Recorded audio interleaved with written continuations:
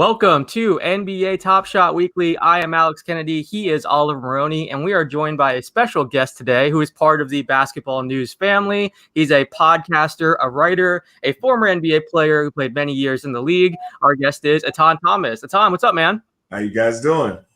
We appreciate you joining us. We're doing well. So you're relatively new to Top Shot. So we're excited to kind of bring you on, talk about what Top Shot is, have you open up your first pack. And then also we want to talk about how this could become a nice revenue stream for retired NBA players. So while I'm tweeting this out and kind of getting everything situated, Oliver, do you want to kind of give the rundown of what Top Shot is for maybe someone like Etan who's new, or maybe some viewers that don't know? Definitely. I think, the easiest way I can put it, Etan, when you were playing back in the day, you had sports cards, right? You had cards that you were signing, or cards that were made of you, whether it was a picture, a play, whatever the case may be.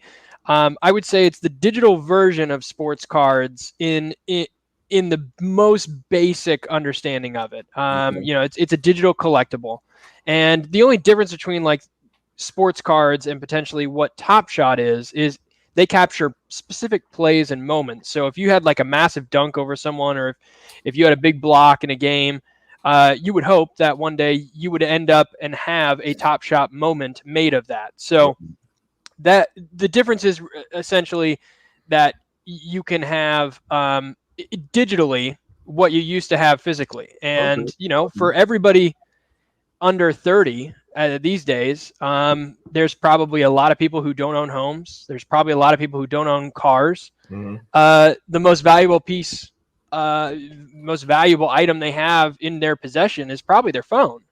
So when you think about it that way, now you can add that to your phone as another, collectible, another thing that you can have to kind of showcase, to show your friends. The shareability aspect of what Top Shot does over like a trading card aspect is huge. So to be able to send over your link of all your collectibles and say, hey, these are all the moments I have, and your friends can go up and see them. I can send Alex a text message of one of the moments I have right now, and it will play in the iPhone iMessage. So he will see it directly. Gotcha. So obviously, there are some differences. It's built on a blockchain. Flow blockchain is the name of that. And that is basically the same way that I would go to get a card graded and authenticated. The same thing applies here. I've got a record, and the blockchain basically verifies that I am the owner and I purchased it from so-and-so, or opened it from a pack, or however I got it. It's all there. So it's very cool. I mean, I know you interviewed Etan. I know you interviewed Mark Cuban a few weeks back. Mark Cuban, I can go to his account right now, and I can see all the moments he's purchased. I can see all the moments whenever he's transacted, sold something, bought something. So it's pretty cool in that sense as well, to be able to get an inside look on kind of like what Mark, or maybe Harrison Barnes, another guy who's huge on this, what they own, what they're purchasing, what they're buying, what they're selling. So it's a really, really unique marketplace, and obviously really, really changes the game for the NBA from a revenue perspective, from an overall fan perspective. So that's kind of in a nutshell what Top Shot is. And then and when Mark was on with us, he pulled a $30,000 moment. So you never know, Etan. This could be your lucky day. Maybe this is worth your time. You never know what you're going to pull.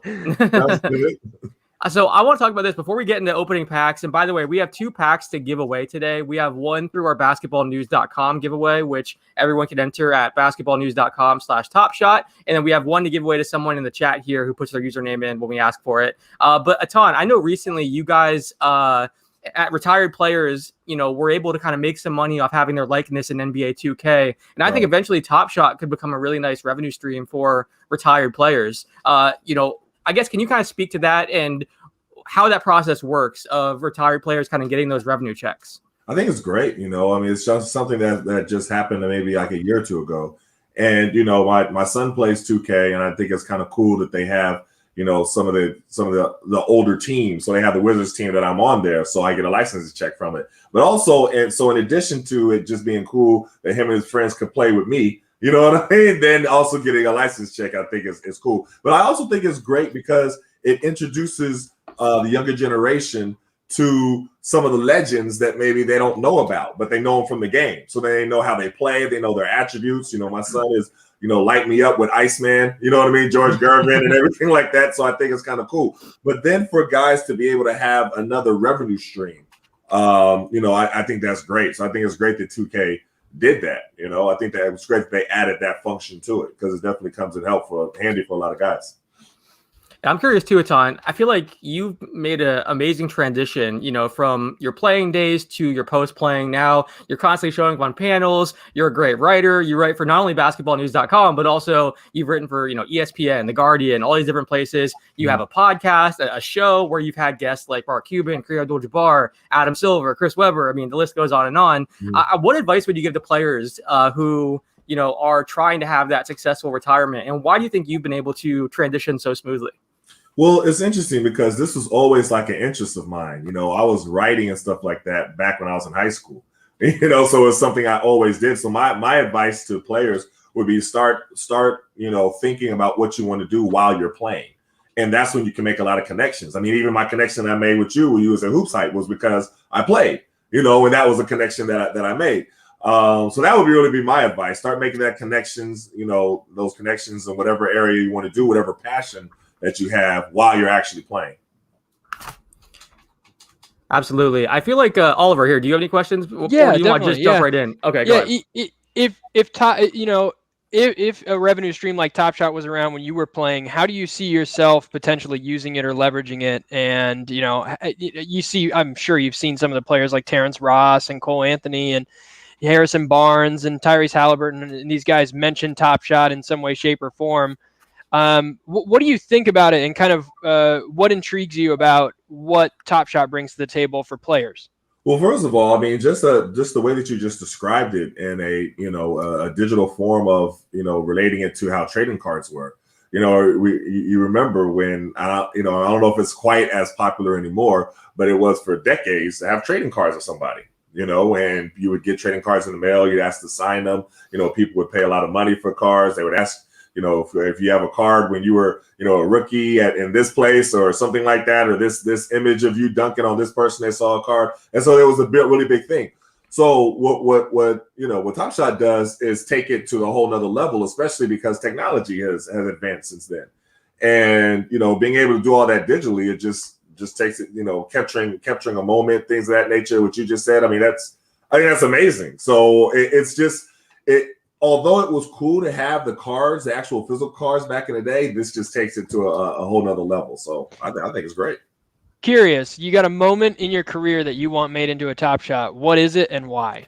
From Syracuse, from the NBA? You could use anywhere. It from wherever. Well, a lot of times people, have been, sending me this picture. And I've seen it like a million times of me blocking Kobe Bryant's shot when he was coming into the lane. I'm blocking it with two hands, and actually a jump ball. But it was just really a cool image, a cool picture that they captured. So that would probably be the first one that I'd probably pick. That's an epic one. Yeah, that's a great one. All right, so I feel like the best way to introduce anyone to Top Shot, in addition to just kind of talking it out, is to kind of have the pack opening experience. So why don't we open a pack? Oliver, do you want to start and open your pack first, and then we can go maybe Etan next? And so you can kind of you can get the gist of it, Etan, from Oliver, and then we'll have you open up your pack, and then we still, again, have 2 packs to give away, so everyone make sure you guys hang out. We'll give one, again, you can enter through basketballnews.com/topshot, and then one we'll give away by putting your name in the chat. So let's have Oliver open your pack first, and then, okay, here we go. Let me know when you're ready, Oliver. I'm ready. All right. We got it? Yep. Good to go. All right, cool. So this is the pack opening experience. I'm going to go ahead and click open here, and we'll see what we get out of this. Etan, I feel like some people have said this could replace trading cards, but I think they can coexist. And we actually just wrote an article on Basketball News about that. Dan Grunfeld did. But I'm curious, did you collect cards at all as a kid, Etan? I did.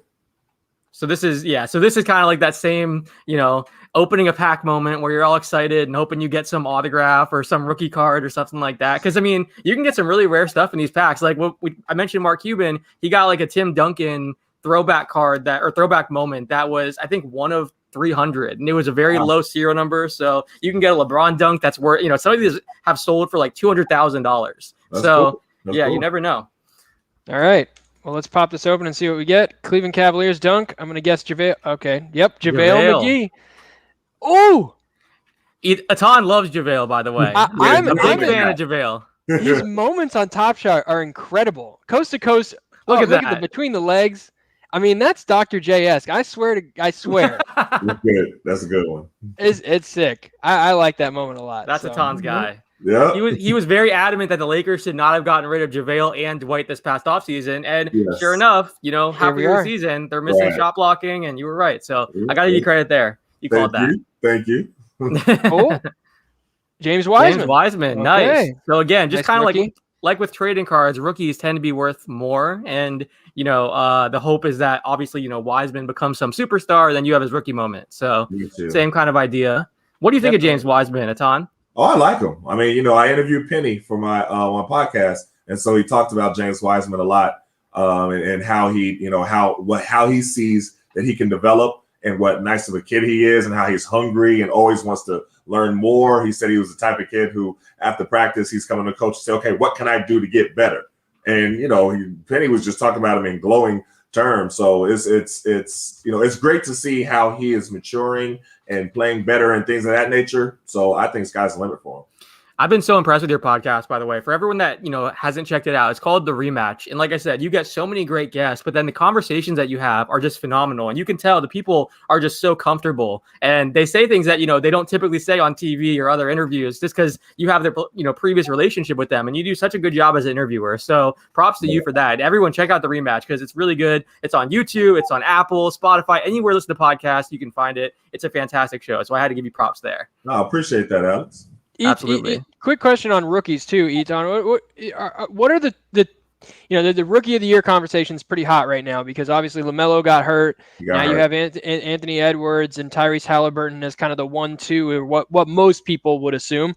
Is there somebody that could basically climb above those guys in your opinion? And then secondly, what do you think about Edwards and Halliburton in that sort of rookie of the year race? Well, I mean, I think if LaMelo wouldn't have gotten hurt, he was the clear front runner. But I think Edwards is looking good. I think they're both looking good. I think it's good for rookies to be able to have a chance to be able to showcase what they can do. So certain rookies are in different situations where they can do that. Minnesota, Golden State, they can do that because they're not playing on teams that are necessarily heavy on the veteran side. So, we're going to be able to just continue seeing them, the rest of the season. But they all look good to me. They look really good. So right now, I'd have to say it was a toss-up. But if I have to bet, I would probably say Anthony Edwards would get the nod. Okay. Interesting. All right, we'll pull this last one here. Blazers handles, CJ McCollum. CJ, nice. Oh, man. I could have 30 different CJ McCollum handles moments, and I tell you what, they would all be a little bit different. Yeah, he's been incredible. He has so many moves.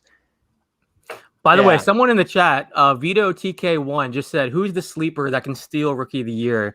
I feel like Tyrese Halliburton might be the guy, just because he's been playing so well. He's been consistent. I just interviewed Rashawn Holmes, and he was talking about just how mature Tyrese is and how quickly he's gotten acclimated to the NBA. I've been so impressed with that kid. It's phenomenal. I mean, he should definitely have went higher in the draft. He's been so impressive.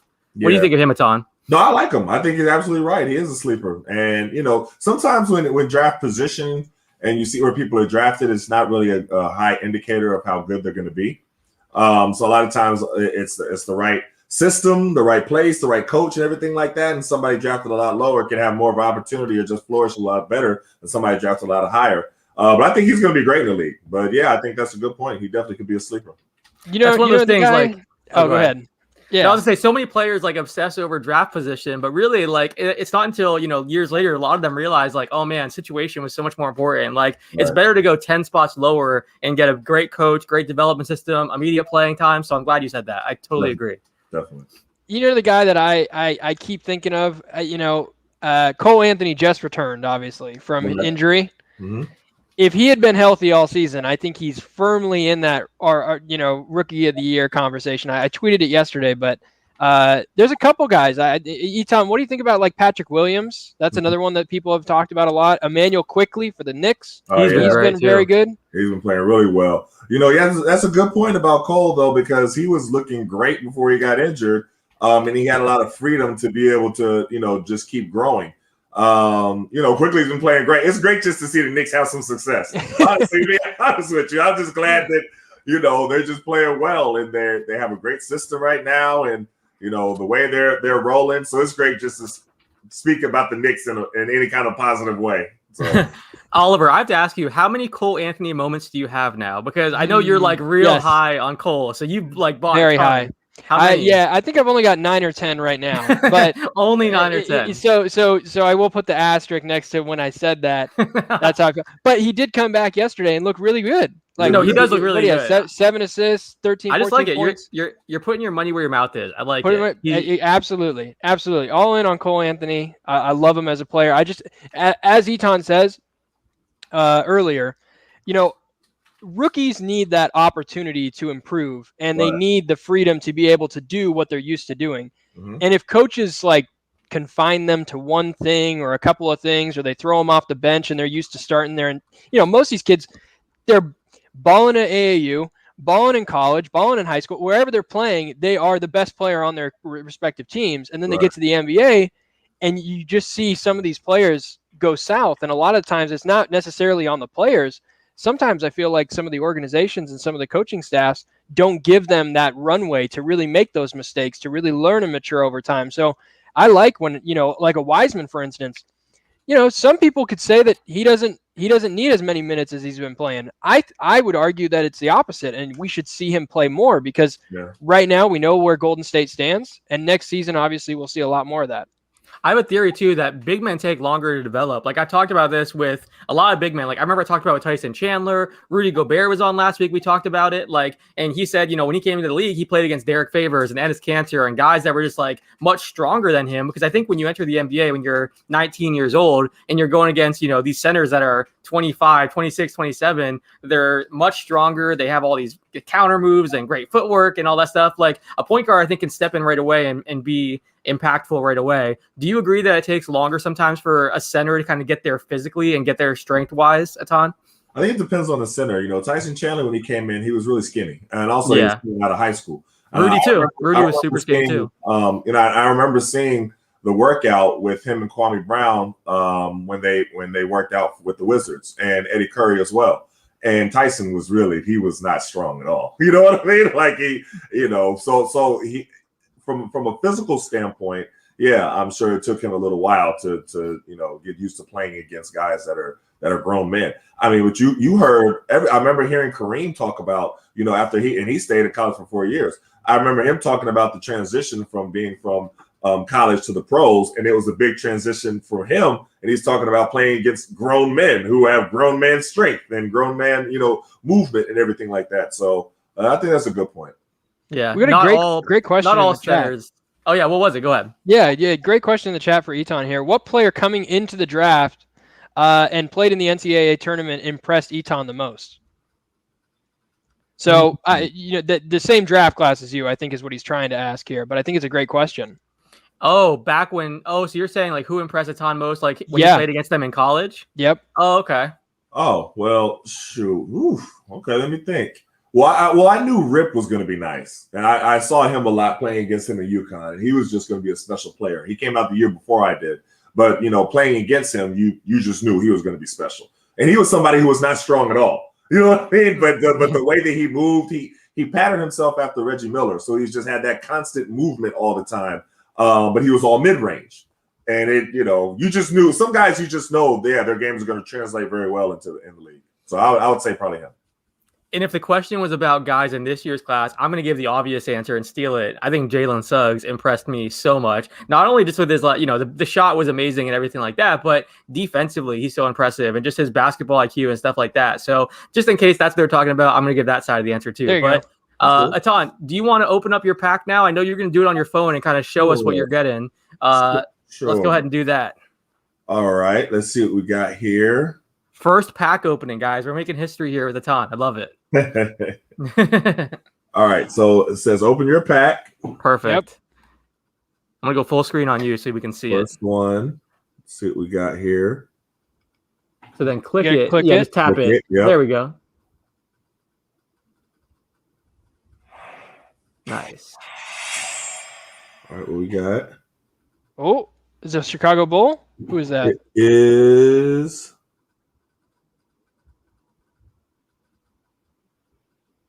Was that to Jimmy Bucket? I can't see who it is. Here, hold it. Let's see. I'll say the name in a second, I think. Thaddeus Young. Thaddeus Young. There we go. There we go. Okay, cool. Nice. That's a good one. Then you swipe right, and you should be able to see. Swipe right.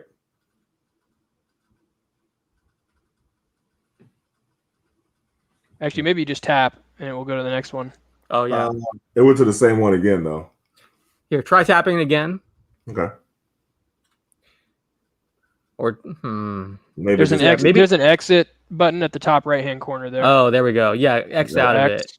There we go. No. Okay. And then you can swipe. There you go. Boom. Nice. Oh, see what you got? Is that Miles or PJ? I can't tell, but I think it's one of those two. Ooh, the pass. Oh, LaMelo pass. Nice. Yeah, that's a nasty dunk. He has so many dunks that could be top shot moments. He's incredible. You're doing windmills in game. He's crazy. He's so good. Miles Bridges. Goodness gracious. That's a great highlight. That's a good one. So how many are in this? I think this is a Cool Cats pack for people that are wondering. So Oliver, how many moments are in this pack? I think there's just three. I think there's just three. He has this. One so more. His last one should be his Cool Cats. Cool Cat. Three-pointer. Kristaps. Porzingis. The zinger. Cash money. Ooh, at the buzzer. At the buzzer. Nice. Nice. That's a Cool Cats moment. I remember when the Knicks, how they booed him and how they was upset when they got him. But Knicks fans are never happy, though, so, you know. The kid crying. That was amazing. Yeah. How has it changed, Etan, over the past, 15 or 20 years? It feels like the international guys that were like the Lucas, Porzingis, now you got Denny, you got a bunch of these guys that have been drafted really high, and they've been successful in the league now. But when you were when you were coming in, has that changed a lot? Because it feels like it has. I remember Turkoglu was in my okay. doing some drafts, and I think the thing about it is that a lot of people here, we don't know about the people overseas. So when you see them, New Yorkers like, who is this? You know what I mean? Yeah. You never heard. And then I didn't see him at Duke. Right, and you get you see the footage of them, and it's all fuzzy, and it looks like a VHS. You know what I mean? And they're like, oh, "What is this?" So I think that's why you get a lot of the reactions. But yeah, no, I remember Turkoglu. He was nice. Like he was nice when he was in the draft workouts, and he was nice throughout his whole career. So. Speaking of draft workouts, I remember Porzingis had a draft workout. It was like a pro day at Impact Basketball. And I remember every team was there. And supposedly it became something that everyone would talk about because he looked amazing, apparently. Just completely dominated. So, I mean, that was some of the hype going into that draft where a lot of people that are paying attention were like, oh, this kid could be amazing. But like you said, some of the fans that don't really pay attention until the draft night and stuff like that and just know the guys they watched in the tournament, sometimes they're surprised. But you mentioned, you were there for the draft workout between Tyson and Eddie and Kwame. Did you often go to draft workouts? Who's the most impressive player you've seen in a pre-draft workout? Well, I was there for that one. That was, I think I just really happened to be there. I don't think, I was here and I was just working out and they were, working out some of the guys. And, that was when MJ came out, out of retirement, already made the announcement, everything like that. But honestly, and I always tell people this story and they'll tell you as well, when that draft workout, when they was bringing the different people to work out to see who's going to be the number one pick, it really wasn't close. I mean, people talk about Kwame a lot, but that draft, I saw it with my own eyes. It really was not close. I mean, when Kwame went against Tyson, he was too strong for him, and Kwame had outside game and inside game. And then he was too quick for Eddie Curry. So he kept spinning around him and dunking and then blowing by him. Then he would power Tyson Chandler. I mean, it wasn't close. I saw, and that's with my own eyes. That's not secondhand information or anything. No, I love it. Great stuff. Yeah. Okay, so we have 2 packs to give away. The first one we're going to give away through the chat. Actually, you know what? We already have the winner picked. So let's give away the first one. The winner is Sam Wang. So this is the person that entered through basketballnews.com/topshot. Basically, anyone can enter there. We're going to give away packs over the next 3 weeks as well. And you just have to like our YouTube page, follow us on Twitter, download our app, and you're completely entered. And yeah, we have 3 more packs to give away in future weeks. So Sam, Wang, you are the winner for this week. And then we still have 1 more pack to give away at the end of this episode. We're going to pick someone's name from the chat here, and we can see Periscope. Yeah. Start dropping those comments now with your username, your Top Shot username. We're going to pick someone from, we can see YouTube, Periscope, Twitch, Facebook. So everyone put your Top Shot username in the chat right now, and we'll go ahead and pick one of those. But first, let's open up Sam's pack. Sam Wang entered through basketballnews.com/topshot. So let's see what he got. Etan, when you're going through these workouts, I'm curious, I hear a lot about the lines of questioning when you're interviewing with the teams. Right. What was like the question that you got in your pre-draft or draft workout where you were just like, why does this translate to the basketball? Like, was there one that just kind of stuck out to you? Well, I remember working out with Samuel Dallenberg, and I think it was Doc Rivers who was asking us, and he was asking about what we eat. And so, we're college kids. You eat college, food. You don't know anything about nutrition and anything like that. So he asked us, he's like, well, what is your calorie intake? And we both looked at each other like, what? Like we had no idea what he was talking about. But, he just kind of laughed. But I think it was a question where I think he knew that we didn't know that. So and the way we looked at each other was like, we have no idea what our calorie intake is. We're going to be honest. You're like, how many calories is a Big Mac? That's all college kids are eating. How much is ramen? Yeah, exactly. All right, so this is the pack for Sam. Let's see what Sam got here. Let's go right to left here. Spurs 3-pointer. Lamarcus, nice. Newest Brooklyn Nets. That is number 4,983 out of 15,000. Let's watch the highlight here. For the life of me, go ahead. No, he loses it, grabs it, and then nails the 3. I love it. Go ahead. Very prototypical Lamarcus Aldridge jump shot there. I mean, fadeaway. The fadeaway, the mid-range, the long mid-range game, man. He is money with that shot. But for the life of me, Etan, can you explain? I saw so much. I felt like disrespect towards Lamarcus Aldridge when he signed with the Nets. Why? About him not fitting in, not being good enough. This is like just so many different things that came up. I'm just curious from your perspective, what does Lamarcus Aldridge bring to the Nets, and why do you think he's important? Because I think it's important that some casual fans understand like what he brings to the table. I mean, I think people have just been looking for a reason to hate on the Brooklyn Nets, to be honest with you. They look so good. And I know, James Harden goes down, then KD comes back, and they still look magnificent. That's like, you have to use a word like that. You know what I mean? Like, they look great. And all the problems that everybody thought that they were going to have, as far as sharing the ball, who's going to be the one to take the big shot, who's going to be it doesn't look like they're having those problems at all. They really look great. And they look like they enjoy playing together. So I think that some of that is, people are looking for something, negative to say about Brooklyn, and it all looks good. Blake Griffin, before he goes there in Detroit, it looks like, okay, does he have anything left in the tank? Those are the questions. He doesn't have his athleticism anymore. He hasn't dunked in so long. And then as soon as he gets to Brooklyn, he dunks immediately. And he looks as athletic as, before. Same with LaMarcus Aldridge. Like, okay, well, how is he going to help them? That little turnaround jumper off the backboard is not even going to work anymore and stuff like that. As soon as he gets there, he's rebounding, he's blocking shots, he's doing his scoring inside, scoring the jump. So I think it's just people just trying to find a reason to not like Brooklyn, to be honest. To play devil's advocate, I think part of it was like, hey, they have these amazing offensive players. You have KD, Harden, Kyrie. Like, no one's worried about their offense. They had the highest offensive rating in NBA history. I think, it was, you have these other big men out there that might be able to help defensively more or, rebounding more. And it's like, okay, instead, they signed LaMarcus and Blake. So, they just doubled down on offense. They're like, yeah, we're not really worried about that side at all. We're just going to keep going and add more firepower offensively. So I don't think it was as much hating on LaMarcus. I think it was more about the fit. Especially you had Drummond out there. You had, there were rumors of other players that could be available through buyouts. So I think people were thinking they would add more of a defensive presence. So I think that's kind of what it was. That was part of it, I think. Well, I think that Drummond, everybody was kind of hoping that Drummond would go there and kind of expecting it. And, I don't know what the word is, but people were looking at Drummond to being that final piece. So I do agree with you with that one.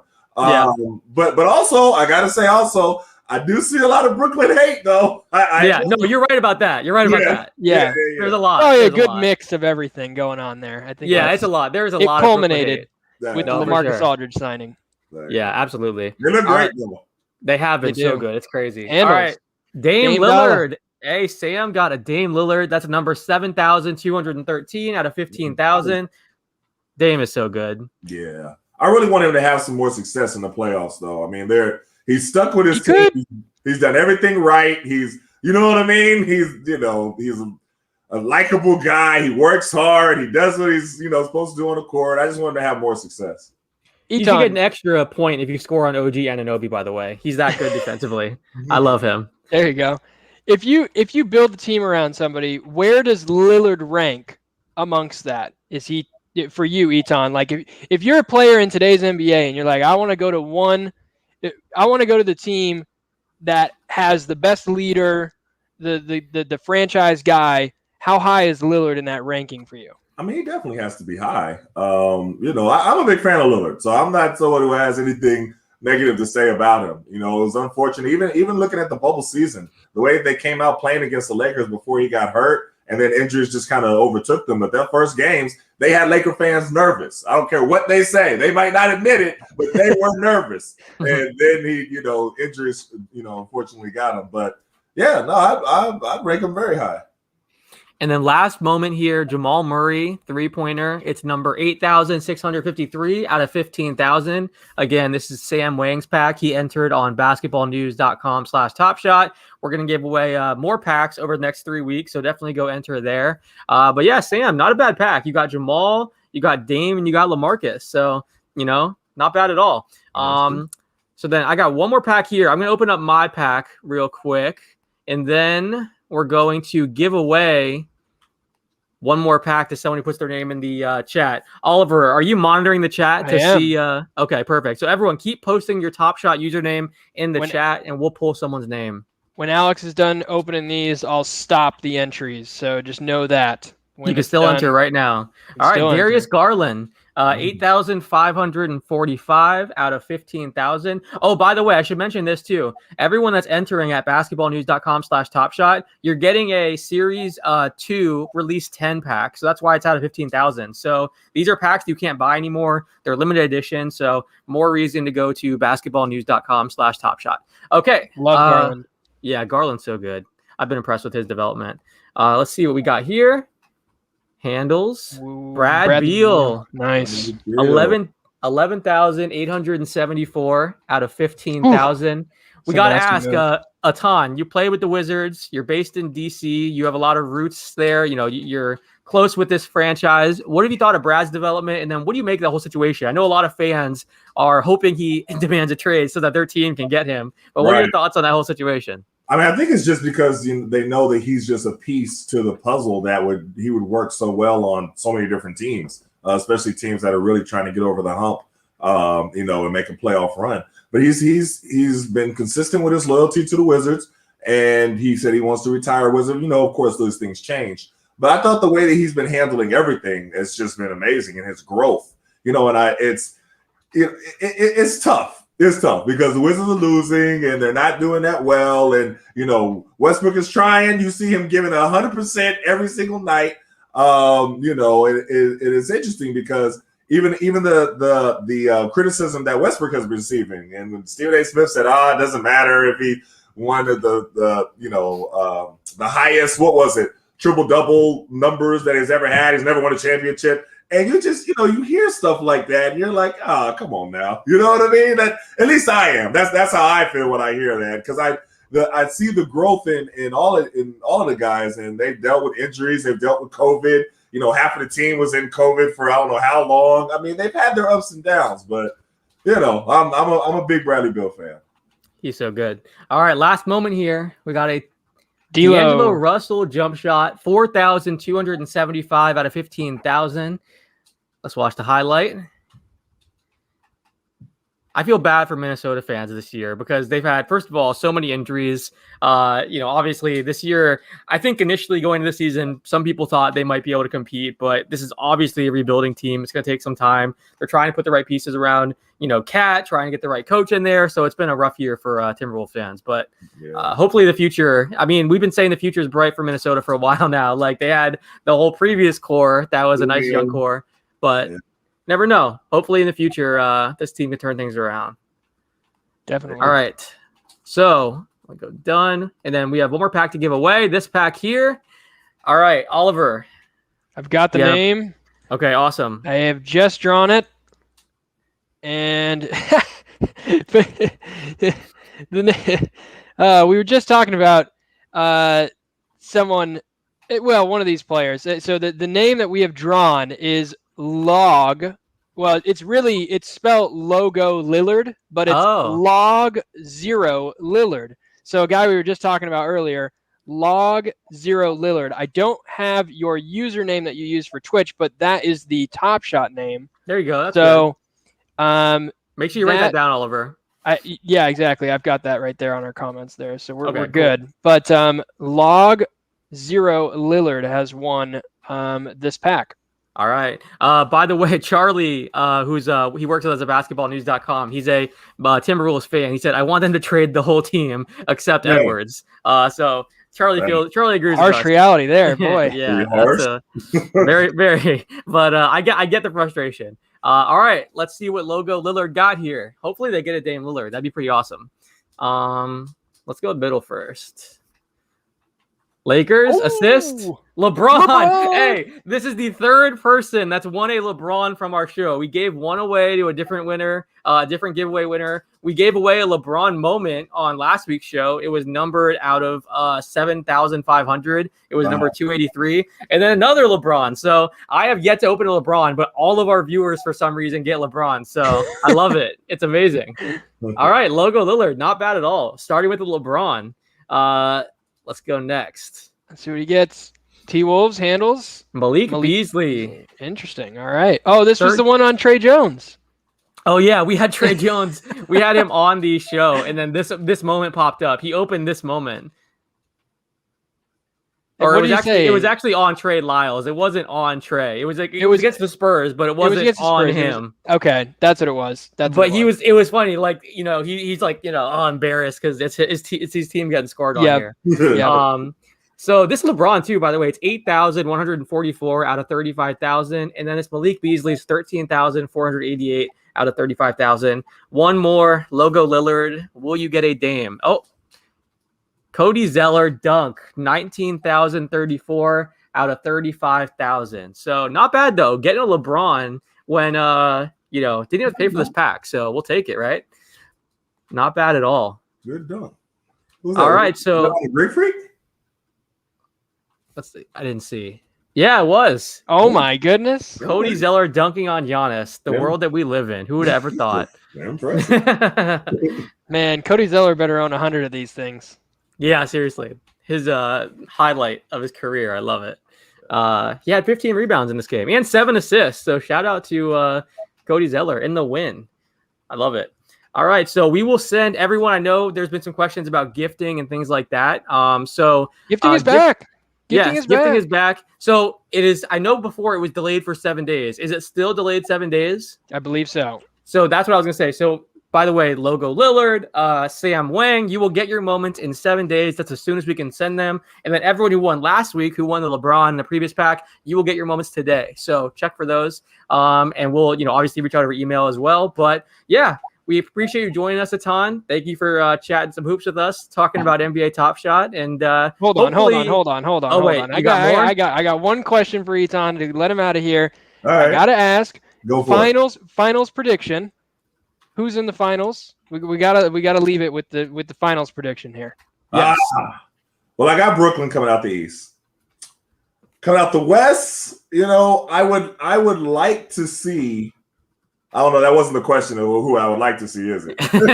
Hey, if you want to preface it that way, go right ahead. I mean, a lot depends. If LeBron and AD can come back healthy, you gotta, you can't really bet against them. Utah's looking great, and I'm just rooting for the Clippers to do well. You know what I mean? I really am. I've been talking with my man Clips. Clips got me rooting for the Clippers now. No, I'm rooting for them to do well. You know, I like the additions that they made. Rondo going there, I think is great. You know, Boogie, I'm rooting for him to do well. So I'm rooting for the Clippers to get there. And T. Lue is my guy.